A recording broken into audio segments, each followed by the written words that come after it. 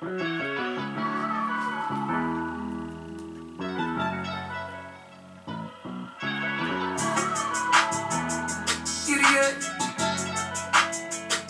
Idiot, yeah. Here we go, here we go, here we go, here we go. We may not agree on everything, but that's okay. We gotta start letting our differences get in the way of all the relationships we established in this faith. I would never let a doctrine cause us to separate. I gotta be honest, so be honest. Sick of all the dumbness, we gotta do better. Ay. Correct me if I'm wrong, but everybody got their path to walk, searching out their own salvation. So who are we to talk down on them? Cause they got a different perspective. If they don't see it the way you see it, in your eyes they the devil. Man, a lot of my friends turned their back on me when I told them I don't believe we should be eating meat. They told me I was going out, but was I really though? Perhaps I was right all along, cause they would never know. I think it's sad how we fall out over disagreements. That's the reason why we'll never progress as a people. Where this foolishness ever end, I really don't know. But as your brother in this faith, I got your back even though we may not agree on everything, but that's okay. We gotta start letting our differences get in the way of all the relationships we established in this faith. I would never let a doctrine cause us to separate. I gotta be honest, so be honest. Sick of all the dumbness, we gotta do better. I can't go back and forth with no reprobate. I can't go back and forth with nobody who ain't doing the work for the Father, putting they family on. Acting righteous online, knowing they living wrong. Christ said, love your neighbor just as you love yourself. But soon as you fall, they talk behind your back and leave you alone. I'm here for you, brother. I know you weak. Let me help you be strong. Just call my phone if you ever need a shoulder to lay on. Don't let your heart go to see you. Can't turn my back on my people. Blocking the hate when I pray. Keep the division away from me. I was waiting patiently. I'ma be a light, so we may not agree on everything, but that's okay. We gotta start letting our differences get in the way of all the relationships we established in this faith. I would never let a doctrine cause us to separate. I gotta be honest, so be honest.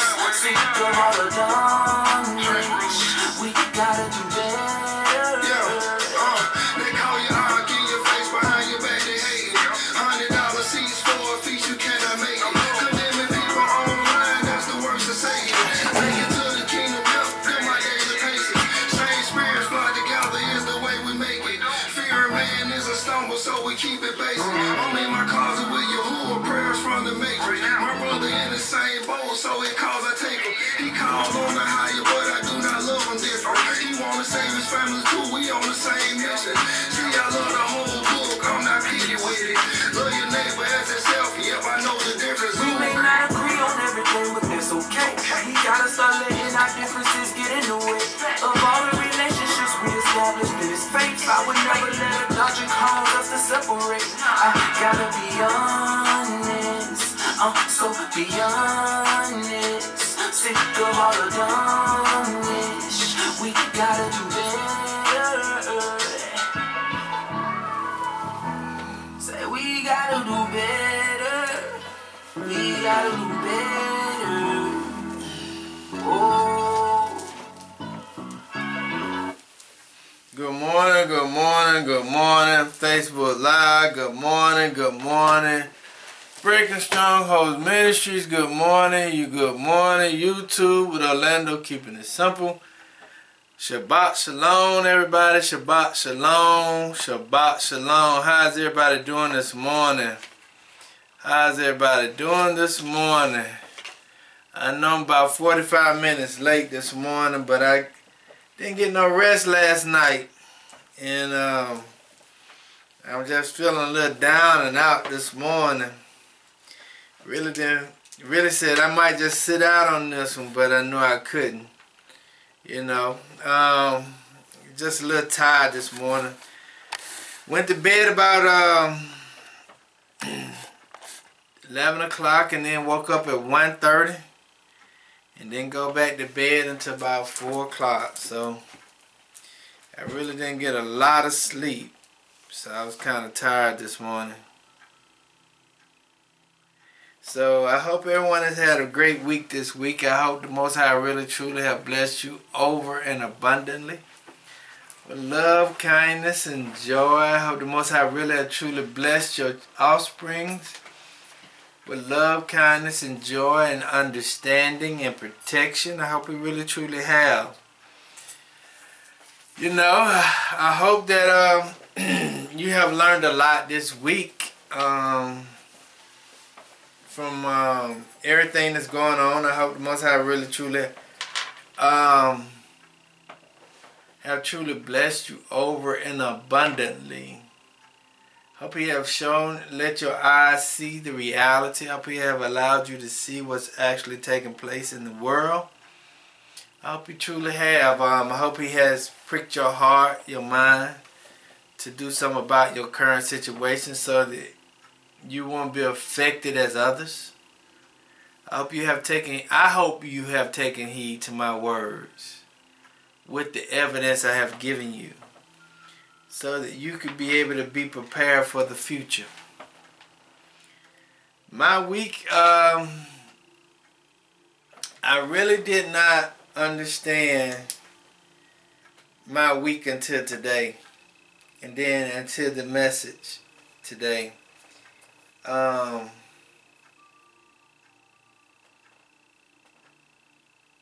Because I had several phone calls this week from people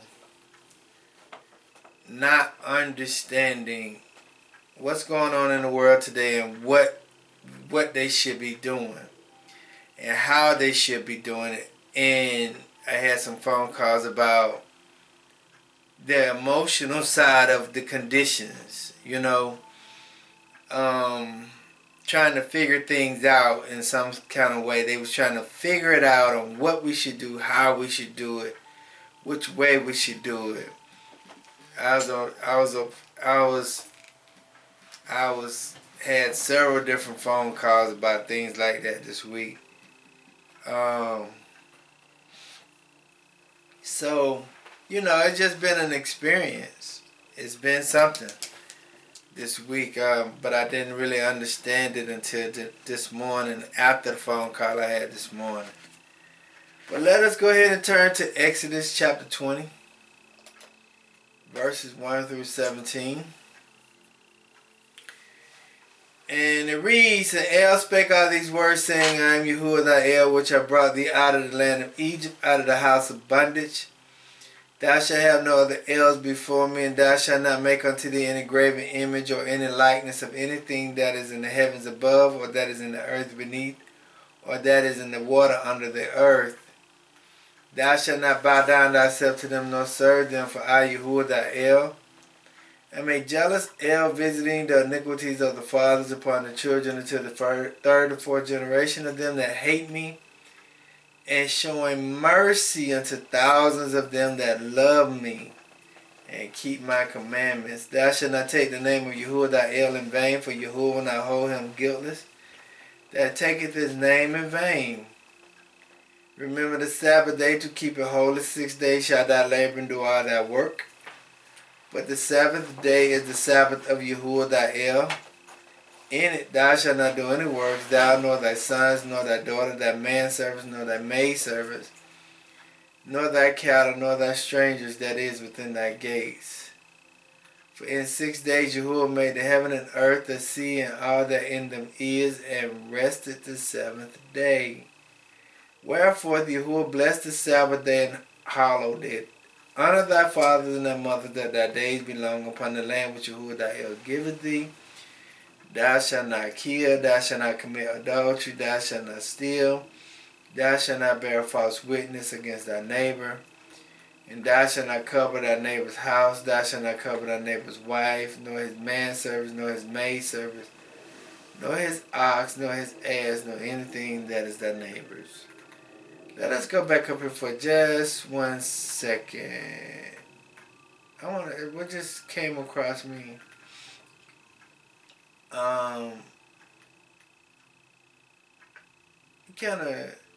It's something I say, but I pay attention to it, but I don't pay attention to it, but I do pay attention to it. I want us to listen to verse 5 and 6 again in Exodus chapter 20. It says, Thou shalt not bow down thyself to them, nor serve them, for I, Yahuwah, thy El, am a jealous El, visiting the iniquities of the fathers upon the children until the third and fourth generation of them that hate me. Third and fourth generations of them that hate me. That's a lot of people. You're talking about a lot of people. A third and fourth generation. That means it's going to get the first, second, third, and fourth generation of people. But then in verse 6, it says, And showing mercy unto thousands of them that love me and keep my commandment. It's a big difference between one generation to the fourth generation compared to just the thousands of people. So the Most High is saying He's going to show mercy unto thousands of them that love me, which is a remnant out of the four generations that is upon the earth. That's why that Zechariah chapter 9 is very important. Only 2/3 going to be cut off. Let me see if I'm for sure on that one. Let me make sure.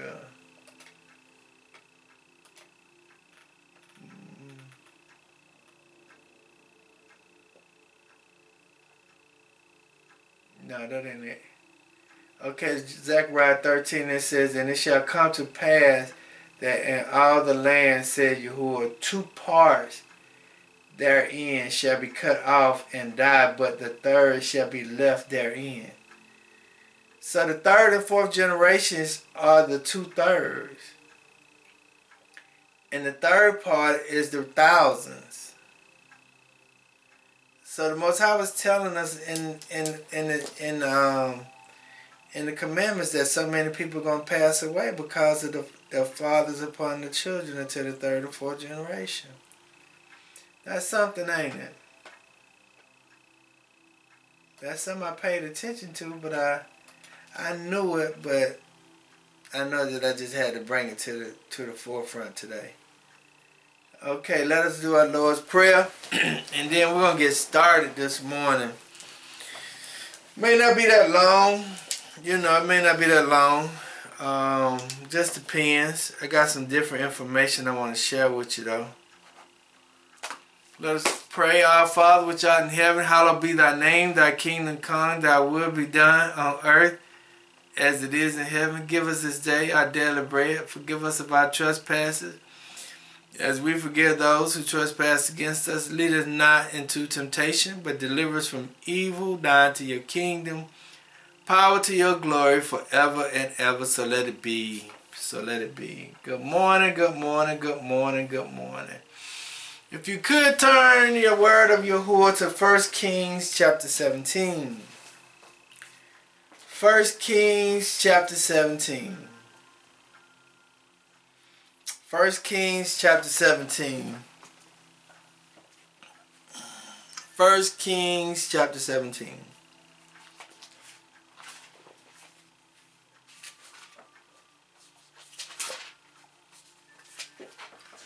And I'm going to try to go through the whole chapter today.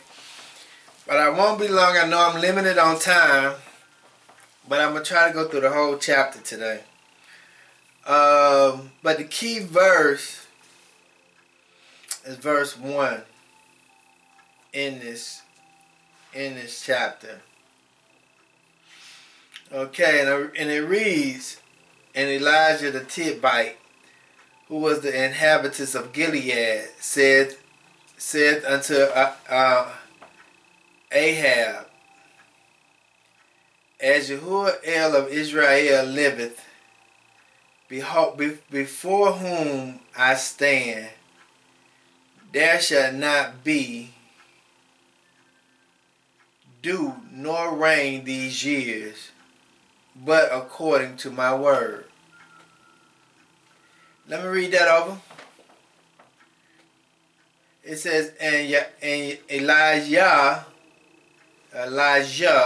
the Tibite, who was of the inhabitants of Gilead, said unto Ahab, as Yahuwah liveth, as Yahuwah El of Israel liveth, before whom I stand, there shall not be dew nor rain these years, but according to my word. So if I may give a title of the text today, the title of the text today is, we are getting ready to go through some difficult times. We're getting ready to go through some difficult times. Okay?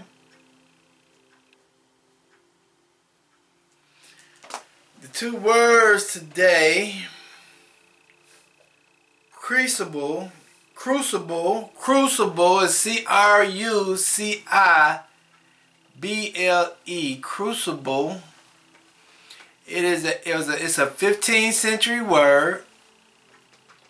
It's a chemical vessel or melting pot made of earth or clay, and so tempted and baked as to endure extreme heat without melting. Listen to that. A crucible is a chemical vessel or a melting pot made of earth or clay, and so tempted and baked as to endure extreme heat without melting. It is used for melting and melt. It is used for metal. Okay, it is also, a crucible is a severe test or trial or an extremely challenging experience. Okay? And the second word is test. Test is a small vessel used in assaying precious metals. Trials or examination to determine the correctness of something. A test is a trial or examination to determine the correctness of something. Listen to that. That's very important. Because what you may be going through is to test to see how you truly feel about the Most High. Is it a certain quality of a metal by melting it in a pot? So, it is a crucible is basically a severe test, and the test is a trial and examination to see where you are. So if I'm telling us today we're getting ready to go through some difficult times may be a test to see how strong you are in the word of Yahuwah. And see, when I was talking to this guy today, right, this morning, he says, man, there's a lot of stuff going on, man. I'm going to say it like my mama says, it's a lot of stuff going on. And he said, on my way home this morning, he said, the only thing I was doing was listen to the word, trying to get the word in me, man. He said, I was just trying to listen to the word, trying to get the word in me, man, because I know we're getting ready to go through some difficult time. And see, and that's what we have to understand at this point here. We got to understand the conditions that we're in. You know? But in the book of 1 Kings, the book of Kings is always talking about the leadership of the children of Israel. And it's basically telling you how the children of Israel got in the conditions that they were in. And it was basically because of leadership. whether you would be good in good conditions or bad conditions. It was all based on your leadership. Your leadership gets you in whatever predicament it's going to be because you're following their lead. And whatever they tell you to do or whatever they require or demand or whatever it is, you have to do it. So whatever the case may be after that, it puts you in a certain situation or condition. So now, when you're looking at the story of Elijah and Ahab and Jezebel, we really have to understand what was going on with Ahab and Jezebel. Okay? I'm going to go to chapter 16, verses 33, I think. Okay? Because we have to understand that Jezebel was a Canaanite. She was a Canaanite descendant. And the people of Canaan was cursed because of what Ham did to Noah. So when we start to look at the Ammons, the Moabites, and the Ammons, the Moabites, and the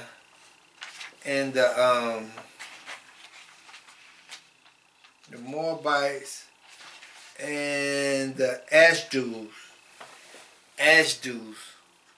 they was all cursed people. They was all cursed because of how they came into the world. Ashdod's Ashdod, Ashdod they worshiped Dagon, which was a fertility god. Ammon and Moabites, they came from incest. Those was the offspring of Lot. So how they came about was very wicked. Lot daughters had sex with their fathers. So that's how the Ammonites and the Moabites came about, is because they are the descendants of Lot's children. Lot's and his daughter. So when we're looking at it, and we also understand that Jezebel came from a cursed people. They was worshiping for false gods. They was worshiping false deities. And what happened is Ahab married Jezebel. Ahab married Jezebel. So now you got an Israelite marrying a Canaanite, and the Canaanite was practicing false idolatries. They was practicing wickedness. That's why Deuteronomy chapter 7 is very important. Because the Most High tells you not to allow your seed to marry other nations because they would lead them astray. So that's what happened with Ahab. Ahab married Jezebel, who led him astray. So when we look at 1 Kings chapter 16 verses 33, listen to this, and it says, okay, and it says,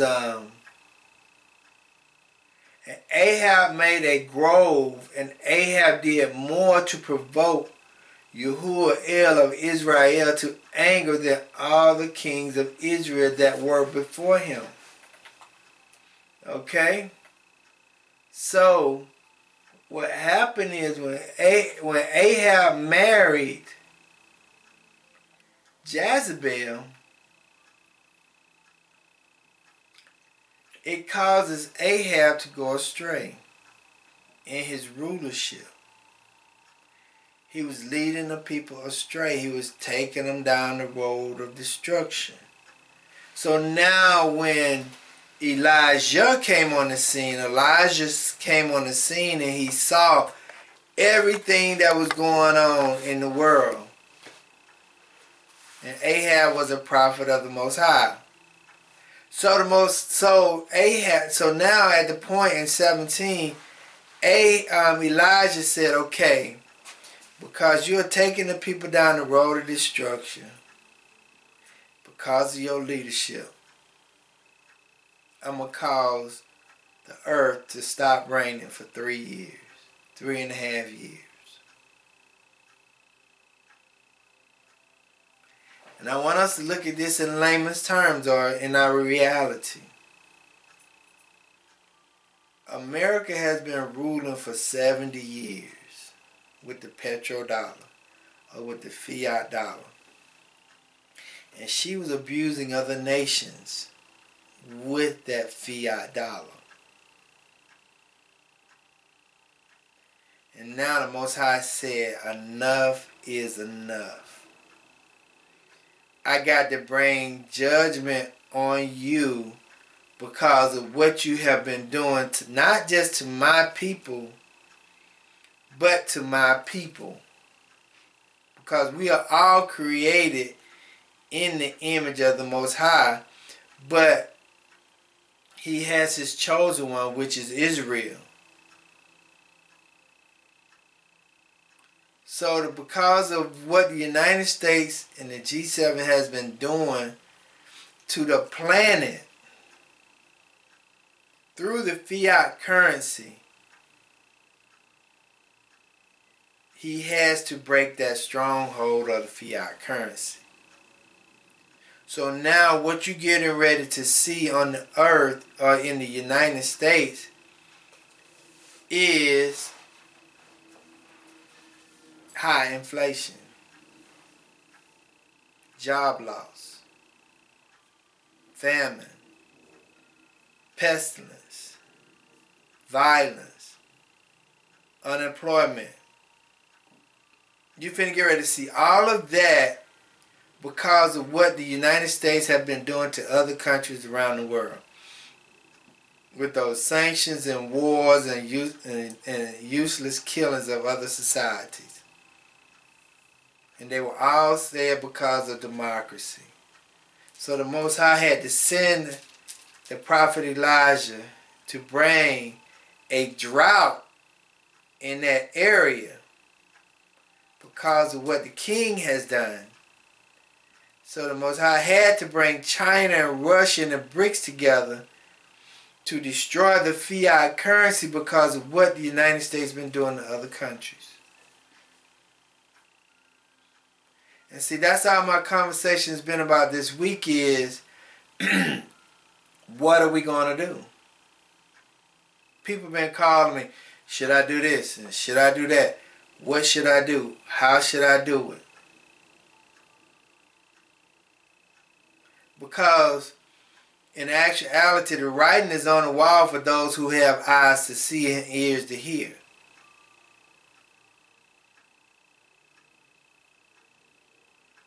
But I want us to understand this story, this message and this teaching today, because yes, even though it was a drought in the land for 3.5 years, everybody wasn't affected by it.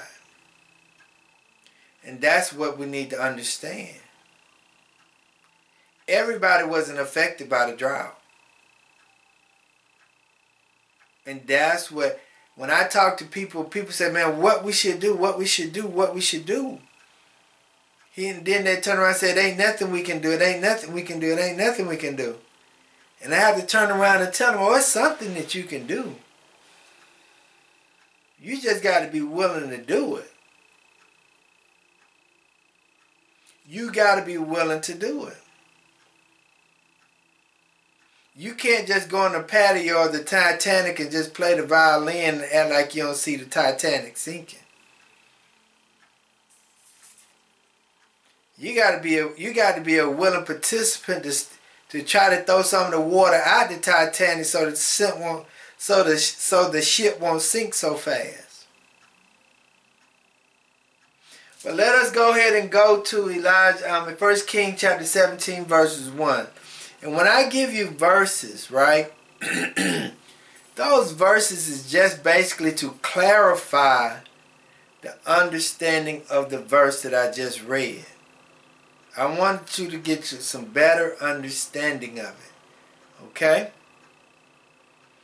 Verse 17 and 1, it says, And Elijah the Tishbite, who was of the inhabitants of Gilead, said unto Ahab, the king of Israel, As Yahuwah of Israel liveth, before whom I stand, there shall not be dew nor rain these years, but according to my word.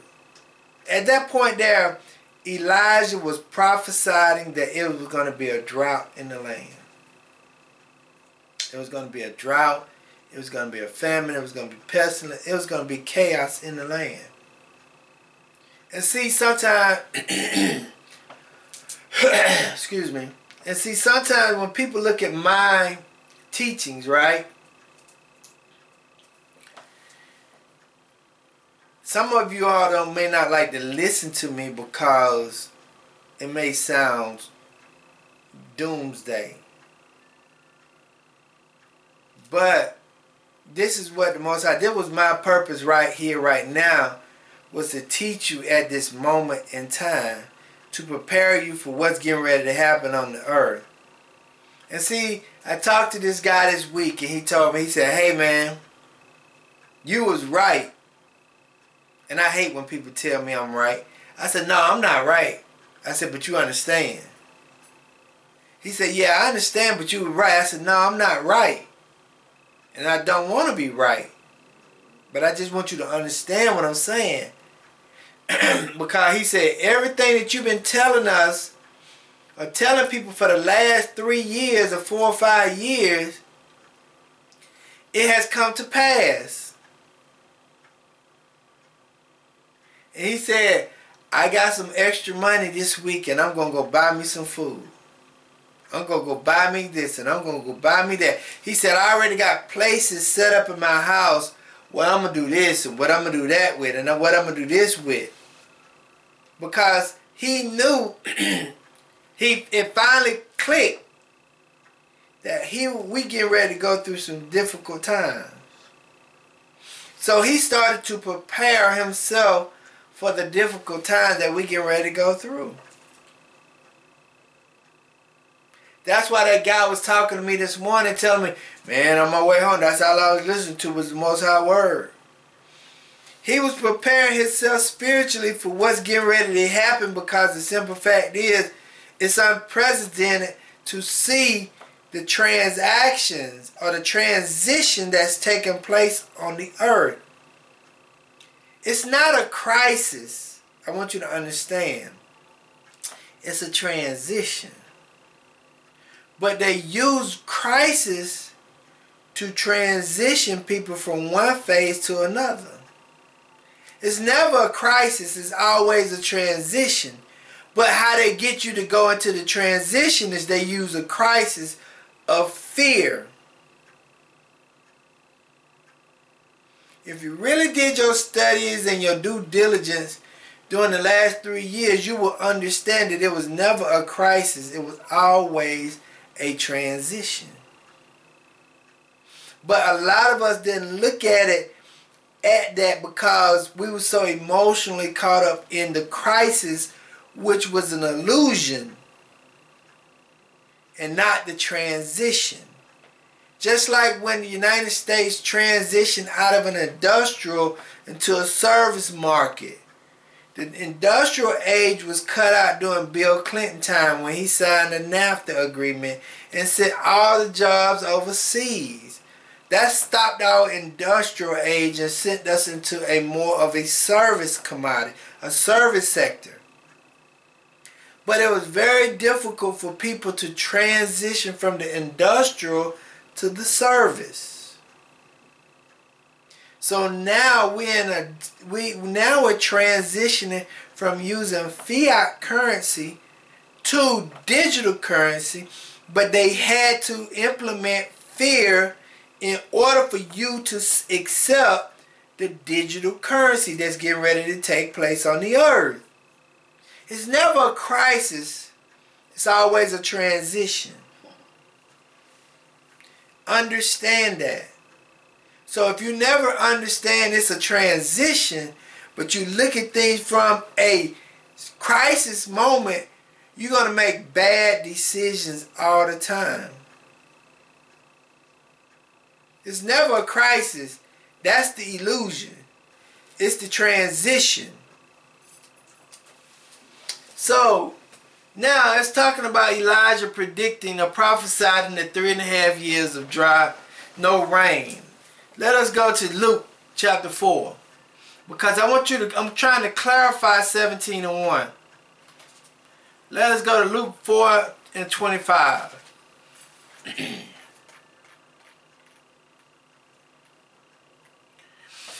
I'm gonna go to verse 24 first. Luke chapter 4, verse 24 and 25, and it reads, and he said, verily I say unto you, no prophet is accepted in his own country. But I tell you of a truth, many widows were in Israel in the days of Elijah.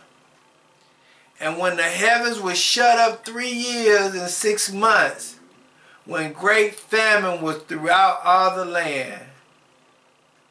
But unto none of them was Elijah sent. Okay? Let us also go, because I'm focusing on the 3.5 years. 3.5 years. Okay, let us go to James 5:17.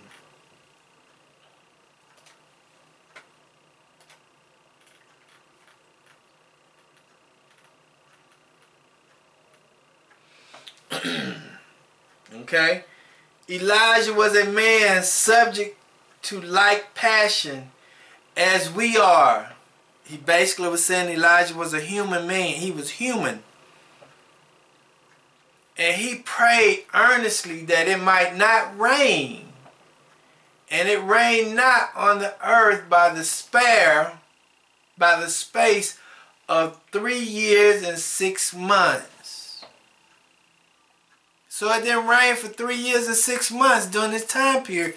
So I want you to understand, if it's not any rain on the earth for 3.5 years, how would it look? How would it look? What kind of food could be grown? Where are you going to get your water from? How are you going to get your food to grow?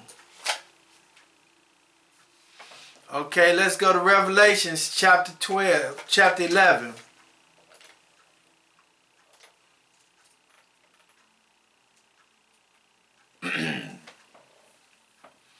Okay? Because I'm giving you the conditions. This is the conditions. It says, and these have power to, Revelation 11:6. Revelation 11:6.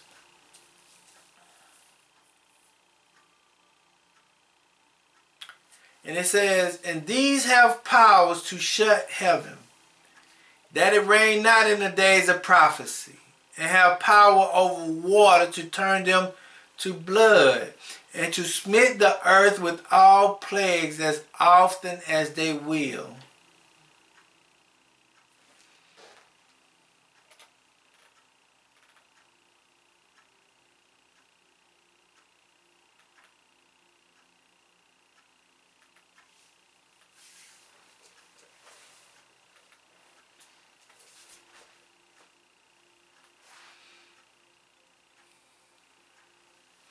Okay, let us go to Revelation 12:14. Because we're dealing with 3.5 years, okay? 3.5 years. That's half of 7. Revelation 12:14.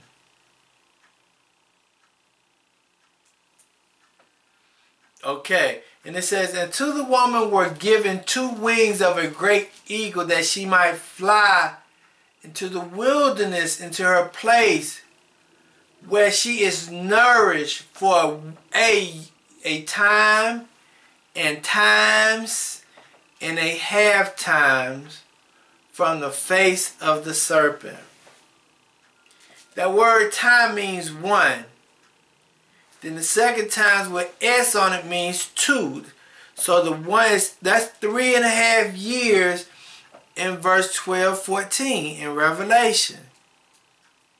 So when the serpent is getting ready to come at us here in the near future, we're going to have to flee to the wilderness for 3.5 years because of the persecution. Just like Elijah made it not rain on the earth for 3.5 years. 3.5 years is very significant in the Bible. Okay? So let us go back to 1 Kings. So we're talking about time. It didn't give no rain for 3.5 years, so let's understand that mentally.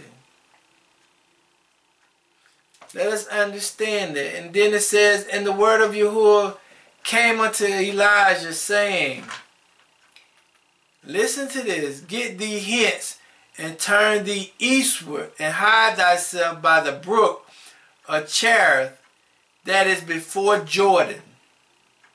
And it shall be that thou shalt drink of the brook, and I have commanded the ravens to feed thee there.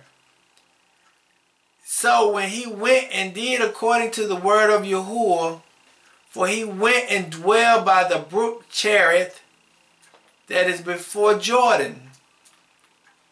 And the ravens brought him bread and flesh in the morning, and bread and flesh in the evening, and he drank of the brook. And it came to pass after a while that the brook dried up, because there had been no rain in the land. So, Cherith means a cut off, a separation. Elijah was separated from the crisis of the earth because of his relationship with the Most High. That's just like in Revelation 12:14, what I just said, that the earth will open up and feed you in that place for 3.5 years. Elijah was taken care of. Those who really truly follow the word of the Most High, you will be taken care of because of what you're going through. And see, this story is a process of faith and how you're going to deal with your faith in the midst of trials and tribulations. Are you going to be willing to listen to the Most High during that time period? Or are you going to do what you want to do, how you want to do it, the way you want to do it, where you want to do it? Because I want you to understand, those people who got a lot of money in the bank may not have that money after July. Or they may have some, but it may be totally different. The transition going to be overwhelming to some people because the dollar going to lose its value. What you think you're going to have is not what you're going to have. But how you only going to be able to get through the situations that you're going to go through is your belief in the Most High. And you having that keen voice in that relationship to hear what he got you to say. Hear what he wants you to say. That's the only way that you're going to make it through what we're getting ready to go through. If you don't have that stern relationship with him, you're not going to make it. If you believe that you're the God, yeah, you're not going to make it. Because he's not speaking to you because your ears are closed. Okay, so now let us go to verse 8. Because the Most High always put people in place for you to take care of you. But you just got to be an obedient servant. You got to be an obedient servant. And I'm going to tell you why in a few minutes, okay? Okay. So the Most High separated Elijah from the dryness of the earth, and he sent him to the brook. And he fed Elijah at the brook. He gave him flesh, he gave him water, day and evening. Because sometimes we be concerned about certain things, and we may not even necessarily have to be concerned, because he's going to already provide it for us. We just got to be ready to listen and take heed to what he say, when he said, how he said, and what we should do. Okay, so now here's the widow story. The widow story is about the widow, not about Elijah. And see, I want us to understand that. Me telling you what I'm telling you is not for me, it's for you. If you haven't taken heed to anything that I said, I have empathy for you. If you haven't did nothing I have said to you to do in the last 3.5 years, and you've been listening to me, and you haven't done anything, I feel empathy for you, because I'm going to say this to you. I'm not saying I have a whole lot, but you ain't coming to get what I got. I want you to understand that. If I've been telling you for 3.5 years to prepare yourself, and you think you finna come get what I got, and I've been saving up for it, and I've been working hard for it, you got something else coming, because you're not. I hear people say all the time, well, I can just come to your house. I can come to your house. No, you can't. Because I already got what I got for me and who I'm supposed to have it for. Well, you're a man of the Most High. Well, yes, I am. That's why I've been forewarning you. I'm not going to take food out of my mouth to give it to you. So if you have not been preparing like you should, and you've been listening to me for over a year, I have empathy for you.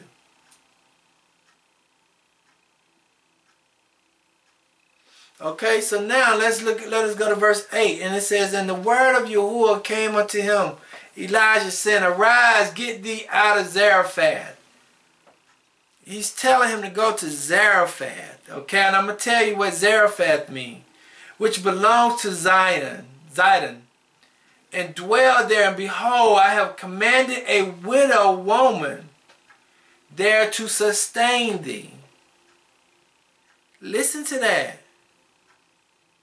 Before he even left the Cherith Brooks by Jordan River, the Most High had already set up his next, he already set him up for his next location.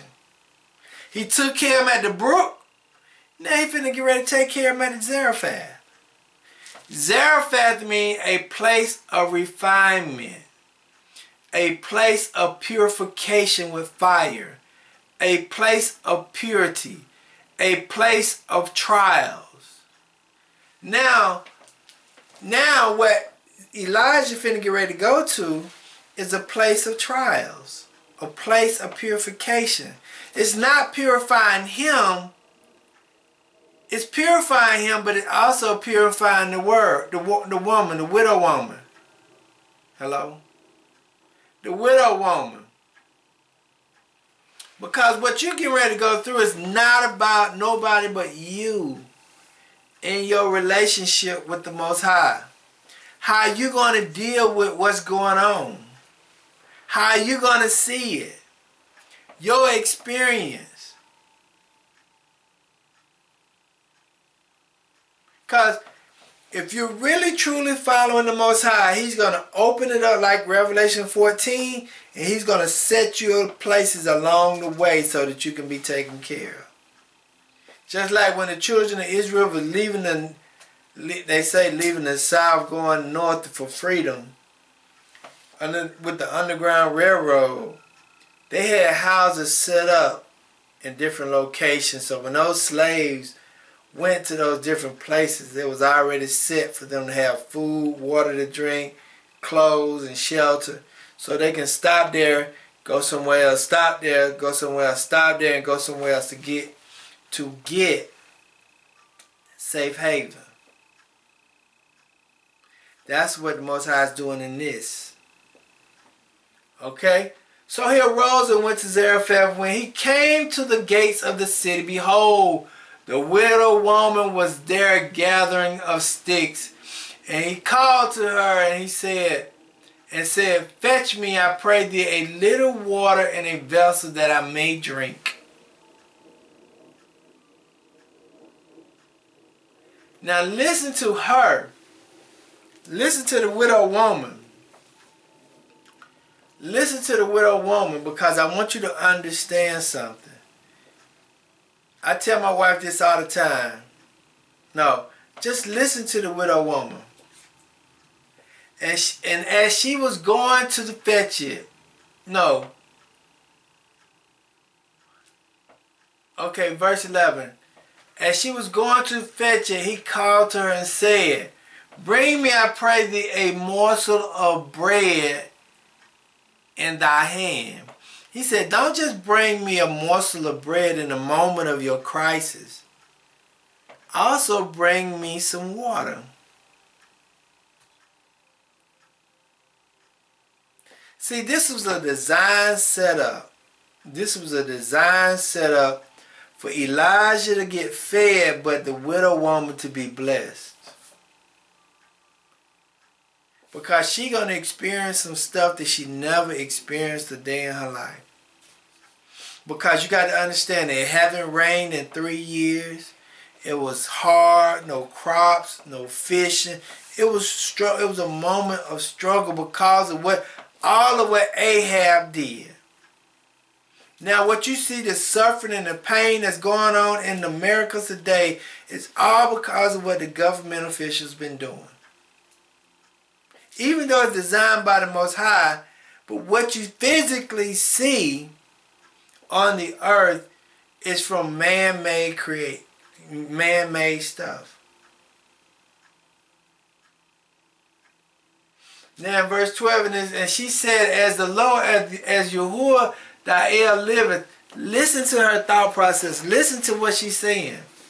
I have not a cake, but a handful of meal in a barrel, and a little oil in the cruse. And behold, I am gathering 2 sticks that I may go in and dress it for me and my son, that we may eat it and die. See, her thought process was, I got to take care of me and my son. I got to do what I got to do for her, because the conditions that we're in are horrible. It haven't rained in 3 years. I don't have no husband. I ain't got nobody to take care of me or fend off the people for me. I'm about to die because this is all I have left. This was her mindset. It's just like Abraham getting ready to take Isaac up there and the ram in the bush. Elijah was that ram in the bush for this widow woman. And the widow woman was the ram in the bush for Elijah. Let us go to 2 Kings 4, 2 through 7. Because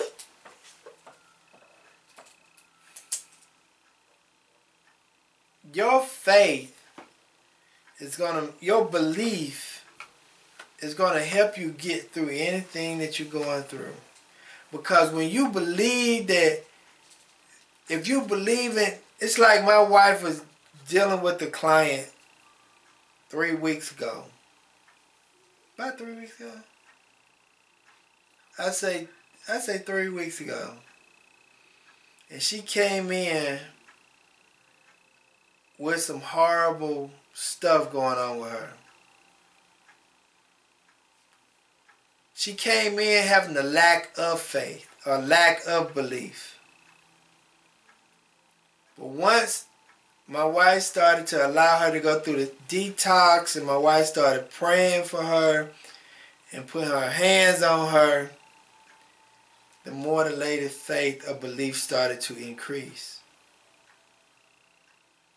So when the lady went back to get the results from the doctor, what she was expecting to come back was totally different than what she received.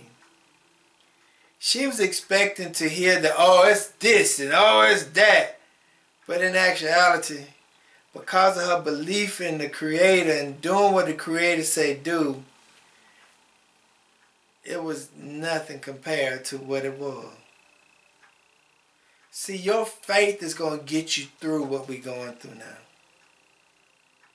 And see, I talked to my mentor, and I meant to tell him, I meant to see him last week. He said, Orlando, when you're talking to your audience, you talk to them as normal people.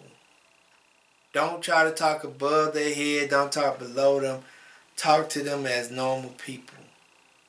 And that's what I'm doing right now, trying to talk to you as normal people and saying, hey, what's going to get us through this situation? Because I'm not obsolete. But what's going to get us through this mess that we're getting ready to go through? What is going to get us through this trial and this tribulation? Is our belief in the Most High. But you got to accept the reality of it.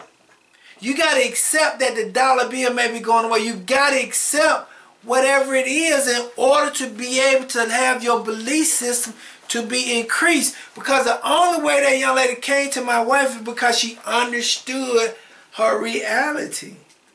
And so you can't keep walking around the elephant in the room. You can't keep turning off the TV. You got to accept what it is today. In order for us to be able to make it, you got to accept it and say, hey man, we're going through another transition and not a crisis, and I got to deal with it. I just ask that you help me deal with what we get ready to go through. I ask that you help me make it through this.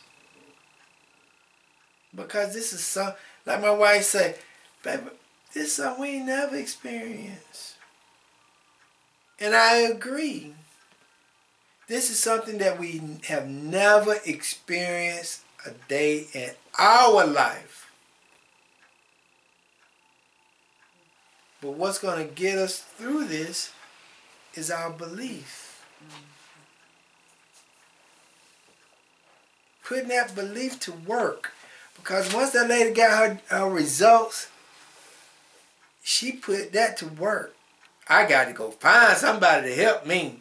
I got to go find somebody to help me. She went searching. And that's when your reality kicks in. When our reality, I'm going to include myself into this. When our reality kicks in, it causes us to move. So let us look at Elijah. And Elijah said unto her, what shall I do for thee? Tell me, what hast thou in the house? And she said, thy handmaid has not anything in the house save a pot of oil. Now the lady said, I ain't got nothing but a pot of oil. Then he said, go borrow thee vessels abroad of all thy neighbors, even empty vessels, borrow not a few. And when thou art come in, thou shalt shut the door upon thee and upon thy son, and shalt pour out into all the vessels, and thou shalt set aside that which is full. So she went from him and shut the door upon her and upon her son, who brought the vessels to her, and she poured out. And it came to pass, when the vessels were full, she said unto her son, bring me yet a vessel. And he said unto her, there is not a vessel more. And the oil stayed. Then she came and told the man of El. And he said, go sell the oil and pay thy debt, and live, and thy children of the rest. See, she had to be so faithful to listen to Elijah tell her what to do in order for her to be blessed. Just like in 1 King, the widow woman had to be so faithful and listen to the instructions of Elijah in order for her to be blessed. She had to listen to the Messiah. She had to listen to these. We have to listen to our prophets. In order for you to be saved, you got to listen to your prophets. Like I just said to you, if you haven't been listening to me, if you haven't done nothing I said to you in the last 3.5 years, I feel sorry. Because you have not listened. You was the complete opposite of what these people was doing. Let's go to Matthew chapter 15. And the guy told me this morning when I was talking to him on the phone, man, you been saying it. Man, you been telling me, you told me last week, we're going to go through some difficult times. That's what he told me. You told me last week we're going to go through some difficult times. Matthew 15, 33 and 34. And this is all about listening to the disciples and the prophets, and making sure you take heed to what they say. Just like the guy told me this week, he said, man, you told me, but I just thought you was going to the extreme. He said, you told me what to do, but he said, I just thought you was going to the extreme. You was overboard with it. He said, but now I see you not. Matthew 15, 33 and 34, and it says, and his disciples said unto him, whence should we have so much bread in the wilderness as to fill so great a multitude? This is when Yeshua was getting ready to feed the 4,000 people, but he ain't had that much to feed them. He didn't have that much to feed them. But the disciples really did not know who they was dealing with. They really didn't know his powers. They didn't understand his abilities. Just like the lady didn't understand Elijah and Elijah, they didn't understand their abilities. But the two, they obeyed, just like the disciples obeyed. And see, when you obey the prophets, you're able to be blessed. But when you don't listen to your prophets, you're not able to be blessed because you're not going to take heed to their words. Verse 34, and it reads, and Yeshua said unto them, how many loaves have ye? And they said, 7 and a few little fish.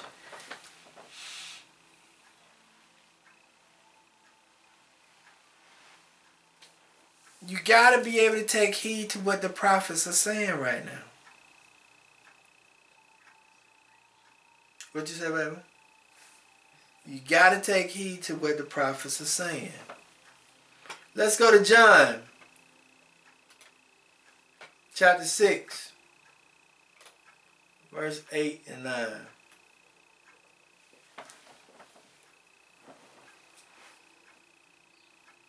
It says, one of the disciples, Andrew and Simon Peter, brother, said unto him, there's a lad here which has 5 barley loaves and 2 fish.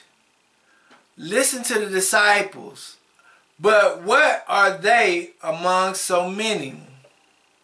And Jesus said, make the men sit down. Now there was much grass in the place.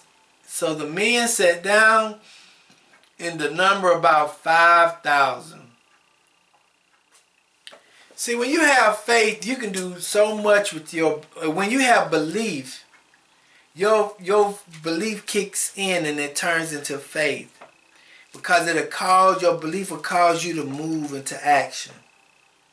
Because faith is an action word, belief is a thought process.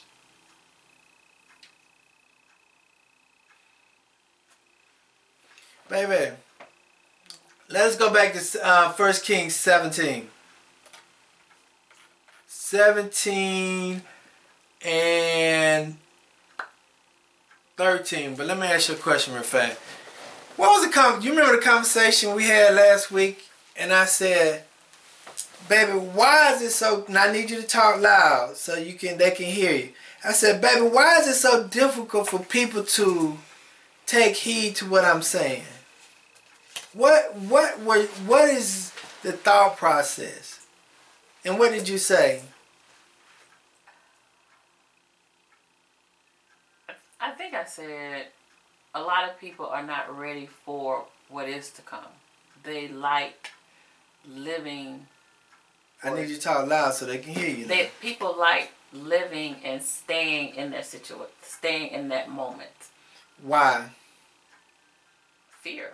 Oh, because of the Christian church, you remember that? And we was talking about hope. Oh, the hope messages. Yeah. Oh, that conversation. Yeah, the hope. Oh, okay.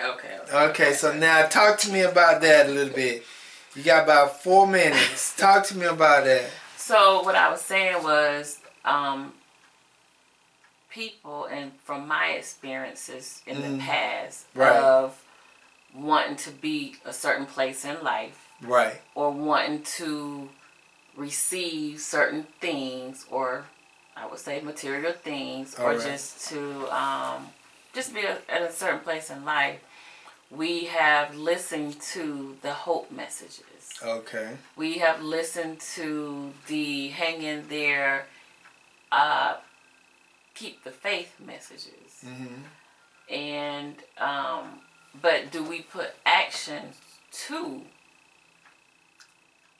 the faith? Mm-hmm. Having an action of faith, or having an action of movement? Mm-hmm. Or do we really believe in what we are reading? Mm-hmm. That was our conversation. So, because of hope, did it kind of make you procrastinate a little bit in moving with our reality? Kind of, sort of. Kind of, sort of? Mm-hmm. Because it's like I was telling you the other day, I'm 52. I never would have thought that we would be in the transitional period of going to digital currency. Right. Because that's what Grandmama used to say. Right. Uh-huh. They used to tell us, one day it's coming. Right. And I was telling you, I remember as a little girl, I used to hear people say, one day you will be able to see people on your telephones, which now we have FaceTime. Mm-hmm. So the things that we were taught in coming up, they are coming to pass. Right. But is it hard for people who've been in the Christian church for a long period of time to accept that? Yeah, because they're still receiving the hope message. They're going every week or however often they go, and they are being told, hang in there. It's going to happen. Keep the faith. The same routine. So, because of my teachings, how has it made you feel? What did it do for you? You got 1 minute and we're done. Listening to you over the years has really, I've become waking up and researching and understanding, and from some places and things and places I've been and been involved with, I understand a lot. And so it's like facing the reality is here. Okay. Just like it's on here, the lady is facing her reality.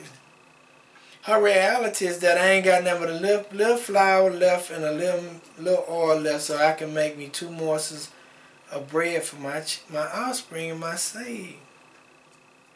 That's the reality. Understanding your conditions and dealing with it. listening to the prophets that's been speaking to you.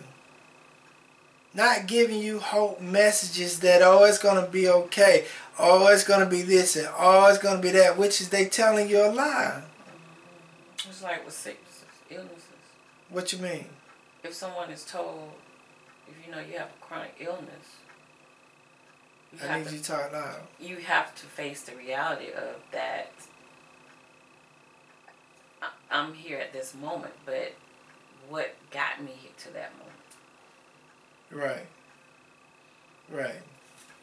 So I just wanted to bring that in because I know I said something I was going to bring you on to talk about it. But now I'm finna get back to the message because you can't have a hope mindset right now. You can't have a hope mindset. You got to be moving off your belief. Your belief is that you know that the Creator has told you to do certain things and He sent prophets in your life to do them, so you got to do them. But they're going to sit there and say He's going to take care of me. What you say? But people will still sit and say that He's going to take care of me. So you telling me the people right now not going to listen to the story I'm just telling you. They're going to still sit at home and say, I'm not going to do anything because I know the Creator going to take care of me. They're going to say, I'm going to keep praying. The God that I serve, the person, God that I believe in, He's not a God. Yeah, all of that. But it don't show you that in the Bible that these people, when the prophets tell them to do something, they do it. Then she go get the morsel of bread and then she do that, and then Elijah, that lady went and filled up the pots. They have to respond off the prophets. So you mean to tell me that the people are not going to respond off the prophets? Have they responded yet? Wow. So Elijah said unto her, fear not, go. Listen to what Elijah said. Fear not and go and do as thou hast said. Elijah said unto her, fear not, go and do as thou hast said, but make me thereof a little cake first, and bring it unto me, and after make thee it for thy son. And thus said the Yahuwah of Israel, the barrel of meal shall not waste, neither shall the cruse of oil fail until the day that the Yahuwah sendeth rain upon the earth. So the Most High said, when you do what the prophets say do, you will be blessed. You're going to be blessed because you're doing what they told you to do, because the message came from the Most High. It didn't come from Him. That's what people fail to realize, baby, is that I ain't speaking this on my own accord. Am I telling the truth? I'm not speaking this on my own accord. I'm not telling my own accord would be like, give me a $50 line, $100 line, $300 line, $200 line. I need a car. I need a big house. That'll come from me. But I ain't asking for nothing. I want you to be saved. I want you to be protected from the calamity that's coming on the earth. Me saying, give me $100.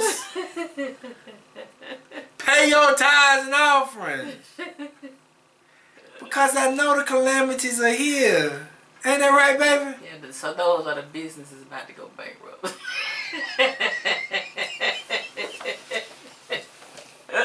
Wow. Then it says, so she went and did according to the saying of Yahuwah. Listen to this. Listen.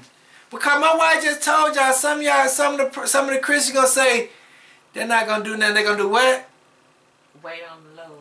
Right. I'm gonna sit here and wait on the Lord. Say that again. I'm just going to sit here and wait on the Lord. Now let me read you what she said. And she went and did according to the sayings of Elijah. And she and he and her house did eat many days. Why did she eat many days? Because she responded off of what Elijah told her. Not because she said, I'm going to sit and what? way on the low. All right. And that's what we got to understand. We can't just sit and do nothing. We got to do something, right, baby? That's correct.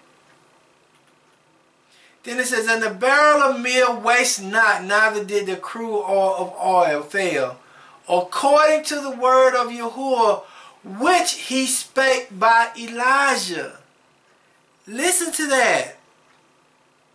Listen to that. Listen. Understand this again. And the barrels of meal waste not, neither did the crude of oil fail, according to the word of Yahuwah, which he spake by Elijah. Elijah wasn't speaking his words. He was speaking the words of Yahuwah. I'm not speaking my own word. I'm speaking Yahuwah words to you. Yeah, reading by the word.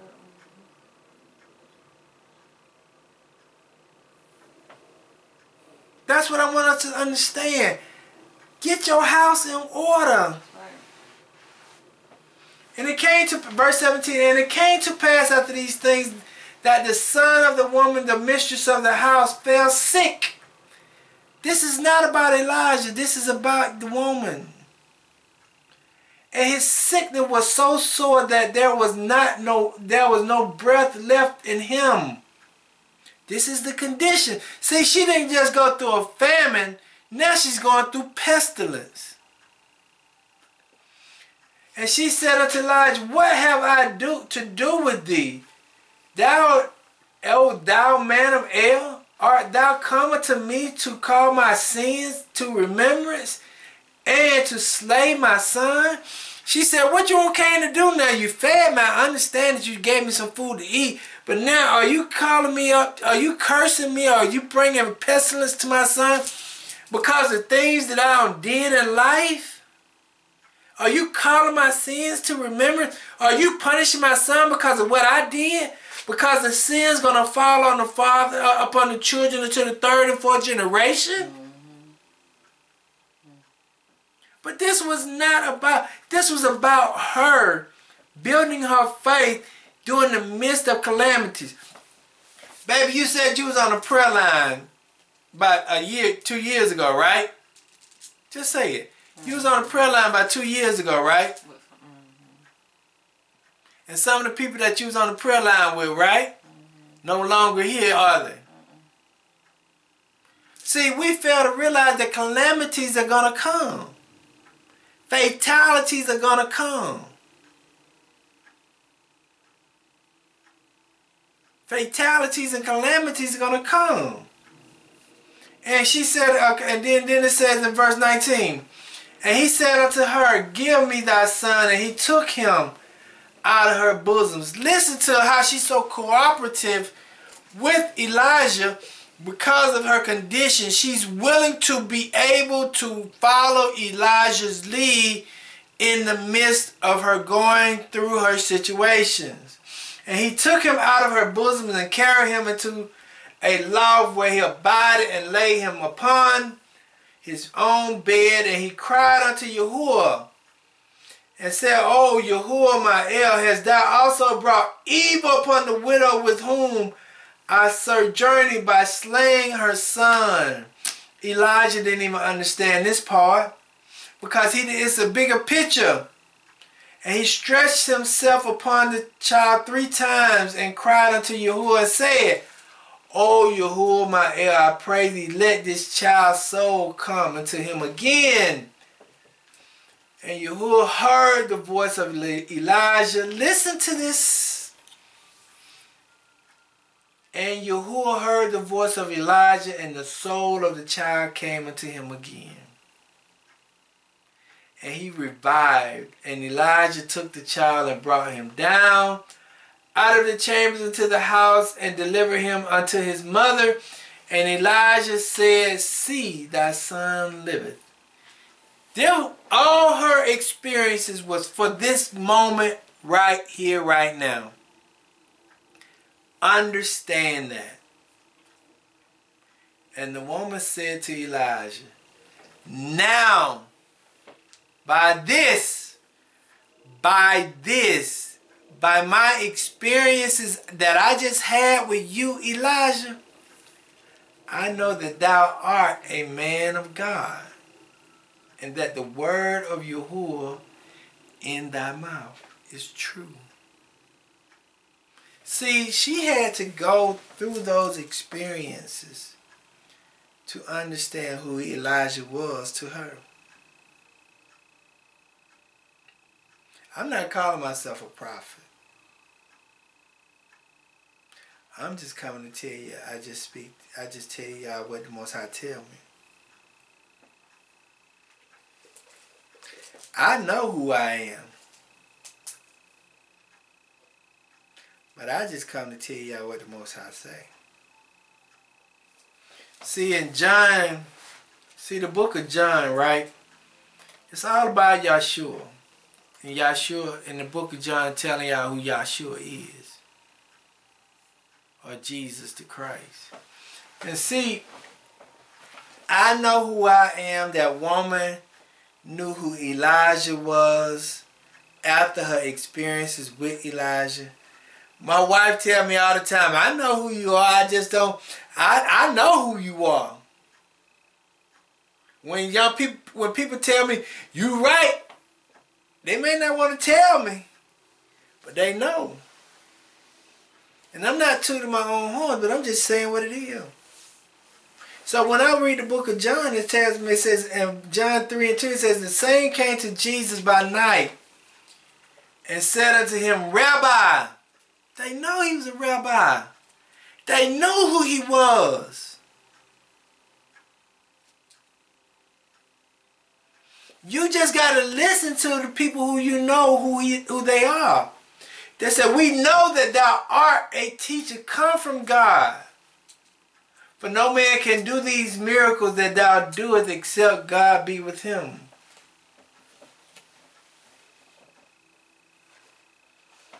All this stuff that I've been saying, you can't tell me the Most High ain't with me. 11:42.